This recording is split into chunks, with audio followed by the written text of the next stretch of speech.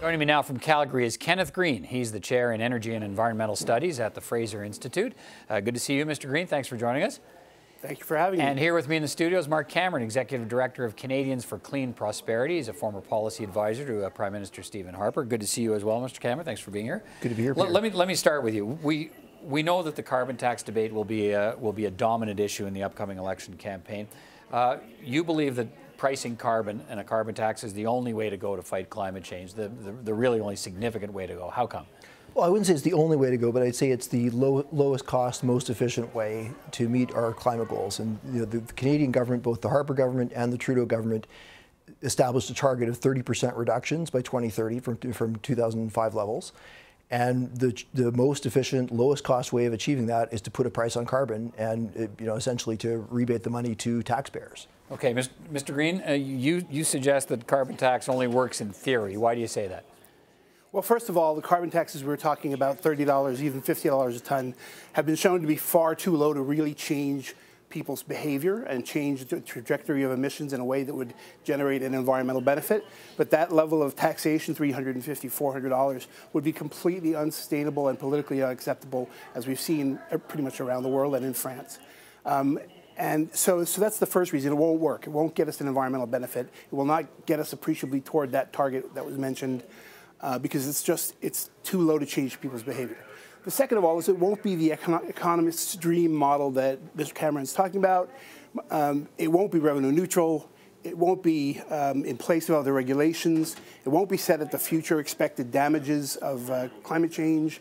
And it will be used, the revenues will be used to interfere with energy markets, undercutting the entire rationale of a price on carbon, which is that it gives a signal to consumers to find the lowest cost way to reduce emissions. Instead, they're just going to be told by fiat from the government that 20% of your power is going to come from wind and 30% is going to come from solar or whatever, and it undercuts the entire idea of the price. All right. Furthermore, it will make Canada uncompetitive around the world and cause leakage of emissions and jobs. Okay, pick up on some of those concerns, Mr. Cameron. I would say if you had a carbon price that was layered on top of a whole bunch of other regulations, that would be an inefficient way of going about things. But the federal plan essentially leaves it in the hands of the provinces to design carbon pricing as they see fit, and where they don't have a carbon price of their own, the federal government's got its backstop, which is putting in place, which is a pretty clean and simple carbon tax. It's a straight $20, $30, $40, $50 price on carbon. There are some exemptions, or rather credits for large industrial emitters, and all of the money by law goes back in the jurisdiction that it came from, and 90% goes to households, 10% to business. But Mr. Green's point that, unless you set it at $300 or $400, which would, as he suggests, would be unsustainable, it's not going to make a difference. A carbon price at 20 or 30 or 40 or 50 bucks per ton isn't going to do it. I don't think that's true. If you have a $30 carbon tax, you get the $30 reductions. And British Columbia, with a $30 tax, reduced fossil fuel consumption by somewhere between 5 and 15%. So temporarily, BC Sure. emissions are still rising. Yeah, absolutely. But the carbon tax was frozen for a number of years. I think the tax would have to continue going up. But we've got a plan to go to $50. I think that will achieve significant reductions. It might have to go higher, but frankly, I don't see that as a huge problem if by law all of the money is going back to rebates or reducing other taxes. Okay, go ahead, Mr. Green. But that's the problem. That's the problem. No jurisdiction in Canada, except for BC, for only a few years, had a genuinely revenue-neutral carbon tax. Every single place that has implemented a carbon price or cap and trade diverts the revenues to governments for their pet projects, transit, wind, solar, home efficiency audits, things like that. So we have not seen an actual revenue-neutral carbon tax, but for only a very few years in British Columbia, anywhere in Canada. There's no reason to believe that you're going to suddenly see that now when it becomes a federal tax. Mr. Cameron? Well, the federal plan, by law, is a revenue-neutral tax. All the money has to go back to the province that it came from. That's not a proper or legitimate definition of revenue-neutral. That basically says government has to spend all the money. Government has to spend all of its money. Hang on, Mr. Green. Let Mr. Cameron finish the point. Let me finish my sentence. Let me just say, I got a lot of time for both of you, so this is one where we're going to have some chance to speak. So, Mr. Cameron, finish the point, and Mr. Green, I'll get you to jump in. All of the money by law has to go back to the province that it came from, and the federal government has said that they will send 90% of the money as rebates directly to consumers and 10% to businesses and schools and hospitals and other institutions. So that means 90% of the money that's collected is going back directly as checks, as a tax credit in the tax system. That is, and the rest of it. Look, I would say they should go 100%, have all the money go back as tax reduction. Okay. This is pretty darn clean, and it's by law has to be sent back to the province. The feds can't spend a dime. Go ahead, Mr. Green. Rebates undercut the very idea of lowering distortionary taxes, income tax, corporate income tax, which are necessary to offset the harm of the drag on the economy. If you just give the money back in lump sum rebates, you're not taking advantage of the possibility to actually improve your tax code and make it more efficient. You're just basically choosing who you're going to give it to. It's not going to go back 90%, by the way, per capita. It'll go back 90% to the people, but it's going to be shifted to shelter lower income people and various groups that are going to be favored in distribution. Mr. Green, can I ask you then if not a carbon tax, a couple of things. Is climate change a real thing worth worrying about? And if not a carbon tax, what's a better approach to deal with it? Sure. Climate change is a real thing. My background is in environmental science and engineering. Climate change is a real thing. I think it poses some risks, largely hydrological in the future. I don't really believe in the high-end computer models. I prefer actual empirical measurements of the warming capability of greenhouse gases. So, which means what? You don't think it'll be a catastrophic climate change? Correct. I don't think it'll be a catastrophic climate change. There will certainly be challenges, rising sea levels, floods, droughts, other things like that. But I believe we can manage those with technology, both current, and we need more R&D in order to have lower emission forms of affordable energy. So no carbon tax, no regulation?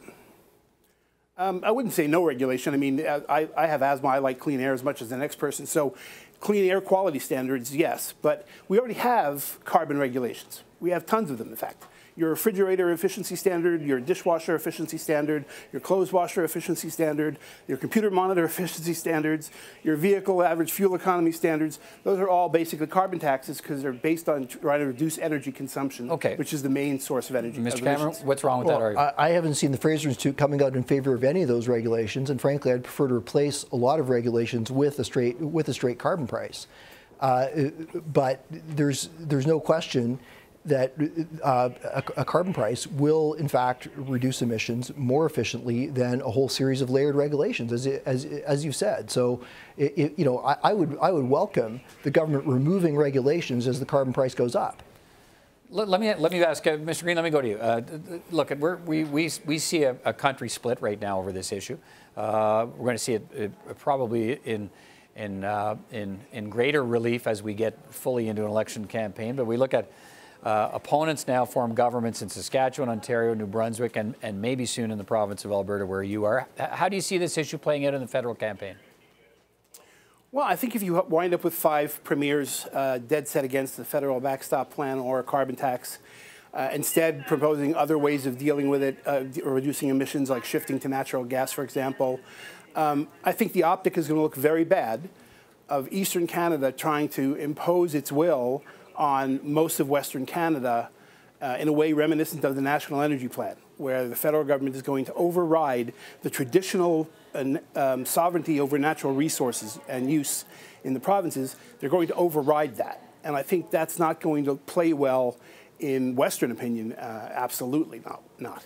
Mr. Cameron, is there a political acceptance problem for this? And do you see that? How concerned are you about that as we get into a federal campaign when we see these divisions now in the country? Yeah, I think there's a political acceptance problem. I'm not quite sure it's as much of a regional problem as Mr. Green thinks it is. I mean, I think Ontario government has taken a stand against it, so it's not really necessarily an East-West thing. I think it's. Do you see it as it's been defined by this government, the federal government now, as it's a political problem, not a people problem. These are conservative governments who don't like a liberal carbon tax. Sure, I think that's part of it. People always react to what the opposition does. Gordon Campbell, who is a liberal provincially, supported a carbon tax. The NDP provincially in BC opposed it. So people tend to gravitate to what the party in power says. But there's no. the carbon tax is not, being imposed on Western Canada. Every province had the opportunity to put in place any carbon pricing system that it wanted, cap and trade or carbon price, but and some to of them spend the just money say they don't however they want wanted to. to. But some of them say they just don't want to price carbon. It's that simple. They want to do it some other way. But the other ways are all more expensive. All right, Mr. Green, what's your response to that? Well, first of all, I think that's a misguided argument. Implemented the way we have done with carbon taxes, you cannot make an analytical case that it's more efficient than the regulations we have, which I agree, I'd rather not see. I would certainly accept the grand bargain, swapping the regulations we have for an actual appropriate carbon tax that is really revenue neutral. I would go with that grand bargain. I've never seen it on the table. And in fact, environmentalists voted it down twice in Washington state. It's been rejected everywhere. So there is no grand bargain available for us to take. We're going to get a bastardized carbon tax that will basically be no different than regulations or even agricultural plans to sequester more carbon in the soil or any number of other kinds of shifts. So it really, we're not talking about the whiteboard carbon tax. We're talking about a real world carbon tax. It's like that combat plan that never survives first contact with the enemy. The economic carbon tax never survives first contact with a politician. Never has, and probably never will. All right, Mr. Cameron? Yeah, I mean, the federal backstop design is actually pretty close to a textbook carbon tax. It's very close to the plan that George Shultz and James Baker are proposing in the United States, where 100% of the money is rebated to households. It is equal per capita, by the way, unlike what you said earlier. It's not income-based. That's what they did in Alberta. It's not in the federal plan. And so I think there's every reason to think that that would be an effective plan.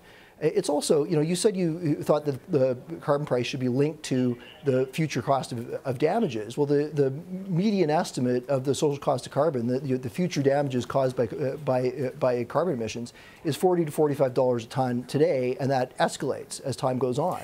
So well, you have to apply a discount rate to that for the value of funds. That's the 3% discount rate. Also deflate it for the collection cost of collecting taxes. Yeah, that's the 3%. When you do that, you wind up with rates that are now higher than the social cost of carbon. No, the point is that's the 3% discount rate that both the Canadian and U.S. Governments use. So we should be willing to spend something on reducing emissions. Okay. Yeah, fair enough. We're running out of time here. It's been a good conversation. Mr. Green, quickly to you to respond to that. Should be willing to spend something. I think we should be willing to spend money on adaptation, better flood management, better fire management, better research and development, more preparation for droughts and floods and fires. Those are mitigation costs. Using conventional energy engineering, because we don't have the technology to affordably reduce emissions in a significant way at this point. I don't want to be too picky here, but that's like so if I have a drain spout in the back of my house dumping water into my basement, do I just keep patching the basement, or do I fix the broken drain spout? You'd fix the broken drain spout. So I mean, the point being, what about money spent at the front end to deal with climate change, as opposed to just the mitigating the damages from climate change? Again, what we've seen around the world, what we have learned from countries that have aggressively tried this, is that it's too expensive to sustain programs that meaningfully reduce carbon emissions. We just don't have the technologies at present to do that in an economically sustainable way. And publics around the world are rejecting those aggressive plans because of the impact it's having on their jobs and their economy, and the leakage of industry from their countries, and the leakage of emissions into other parts of the world that have lower environmental standards than we do.